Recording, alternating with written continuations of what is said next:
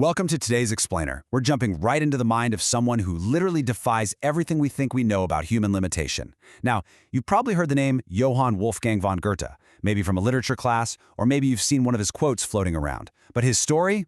It is way, way bigger than just the words you put on a page. Today, we're mapping out a life defined by relentless exploration. This is a story about what happens when human potential is completely, unapologetically unleashed. Let's get started. Okay, let's dive into this. I want you to think about this for a second.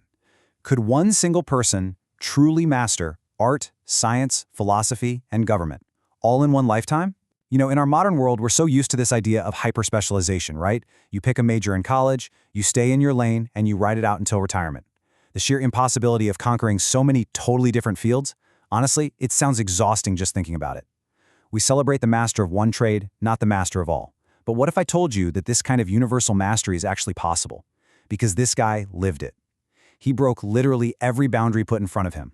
To really get a grip on how he did this, we need to map out his timeline. Goethe lived for over 8 remarkable decades. Born back in 1749 in Frankfurt, Germany, he started writing super early on, laying the groundwork for his public life. But here's the thing. He didn't just passively coast through life until he passed away in Weimar in 1832. I mean, think about the era he lived in. Europe was going through this massive intellectual revolution. And for over 80 years, Goethe kept this intense, burning curiosity alive. He didn't just exist, he was like a sponge. He completely absorbed the world around him, turning every single experience, every conversation, into pure fuel for his own personal growth. Now, what's really interesting about this slide is just how early that highly intelligent, curious nature showed up. This intense curiosity wasn't some midlife crisis where he suddenly decided to pick up a hobby. It was hardwired into him as a kid. He was completely obsessed with 4 main pillars: books, languages, poetry, and nature. By diving into books and soaking up multiple languages, he figured out how to communicate big, complex ideas across different cultures. Through poetry, he learned how to express the deepest human emotions. And through nature, he learned how to really objectively observe the physical world. These weren't just childhood pastimes. They were the absolute bedrock of his intellect. It was like his mind's own personal laboratory. And as his mind expanded, so did his work, revealing this incredible dual depth of thought. On one hand, he dove deep into the internal human experience. He explored deeply personal themes like human emotion and love, and he absolutely nailed what it felt like to yearn and connect with others on a really intimate level. But he refused to stop there. He simultaneously looked entirely outward, boldly taking on external themes, the raw reality of nature, and those massive keep-you-up-at-night existential questions. It is incredibly rare to find someone who can master both the micro-emotions of the heart and the macro-philosophy of the cosmos. He was basically holding a mirror up to the human soul and the universe at the exact same time. That extraordinary ability to bridge the heart and the universe? Well, it led to a massive breakthrough. His novel, The Sorrows of Young Werther, wasn't just a popular book, it was a cultural earthquake. It literally rocketed Goethe to rock star level fame across Europe almost overnight. It hit such a deep nerve with the youth back then that it actually started fashion trends. Young people were dressing up just like the characters in the book. It profoundly changed how an entire generation processed their own feelings and heartbreaks. He proved that literature wasn't just entertainment, it could be this visceral, shared human experience. It basically made him the definitive literary superstar of his time. And this brilliantly illustrates how he just refused to settle for early fame.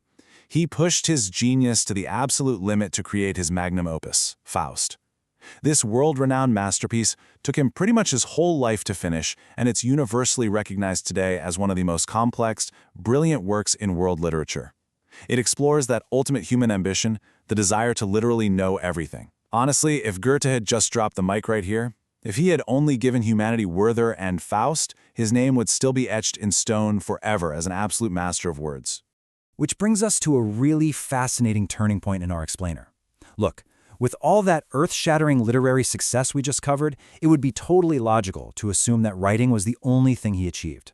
You'd think writing a masterpiece like Faust would drain anyone's creative battery, leaving room for nothing else. But was Goethe just a poet and a writer? Remember those childhood obsessions we talked about earlier? The deep dives into nature and foreign languages? Well, that raw, unbridled curiosity simply refused to be boxed into just a pen and paper. So the crucial point is that his curiosity drove him to master vastly different subjects, way beyond the literary world. His intellect refused to be contained. He was a dedicated scientist who rigorously studied the natural world he loved so much. He was a philosopher, trying to decode the big questions of life. He was a talented visual artist. And, get this, perhaps the most shocking part for a free-spirited romantic poet. He was a highly practical, functioning government official. Seriously, just imagine the mental gymnastics required to write Europe's most passionate poetry on a Tuesday and then draft rigid bureaucratic civic policy on a Wednesday. And he didn't just dabble in these things. He operated within them deeply and professionally, proving that a single mind can actually grasp the fluid arts, the rigorous sciences, and the strict structures of civic duty. Let's move to and see how this builds into the core philosophy of his very existence. All these seemingly contrasting roles, they were held together by one central driving force, a lifetime absolutely dedicated to continuous learning. Goethe never once looked at his towering accomplishments, kicked his feet up and said, "All right, I'm done. I've learned enough."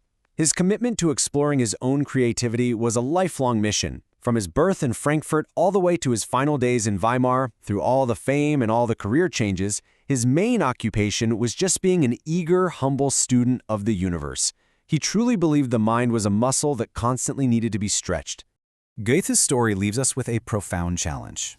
And it's a question I want to leave you with today. Are you limiting yourself to just one field, or are you exploring your full creativity? His incredible life has proved that humanity isn't meant to walk just one single, restricted path. We are incredibly complex, multifaceted beings with a huge capacity for growth.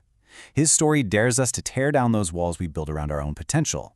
It challenges us to never stop learning, to never stop thinking, and to always explore every single corner of our creative minds. Thank you so much for joining me for this explainer. Keep this question bouncing around in your head this week, and whatever you do, never ever stop being curious.